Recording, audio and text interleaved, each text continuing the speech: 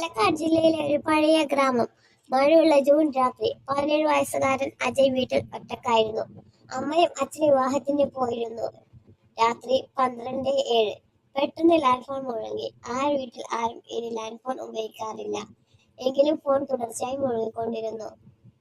Ajay നിസ്സഹായമായി receiver എടുത്തു. Hello hello അവിടെ നിന്ന് ഒരു പെൺകുട്ടിയുടെ ശബ്ദം.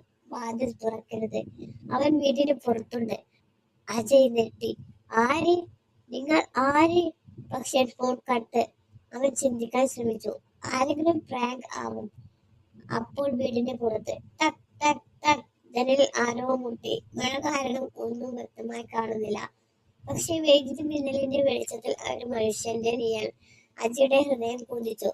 അവൻ ഫോൺ എടുത്തു. കൂട്ടുകാരനെ വിളിക്കാൻ നോക്കി. No signal. വീണ്ടും ലാൻഡ് ഫോൺ മുഴങ്ങി. അജയ് ശ്വാസം പിടിച്ചു നിന്നു. അവൻ ധൈര്യമായി അടുത്തിരുന്നു. ക്രിക്കറ്റ് ബാറ്റ് എടുത്തു. പെട്ടെന്ന് വൈദ്യുതി പോയി. മുഴുവൻ വീട് ഇരുട്ട്. മാത്രം മഴയുടെ ശബ്ദം. അതിനിടയിൽ ഒരു ശബ്ദം. അജയ്. അത് പുറത്തു നിന്നല്ല, അവന്റെ പിന്നിൽ നിന്ന്. ഇതിന്റെ പാർട്ട് 2 ഭാഗം വരുന്നതാണ്. എല്ലാവരും സബ്സ്ക്രൈബ് ചെയ്യുക.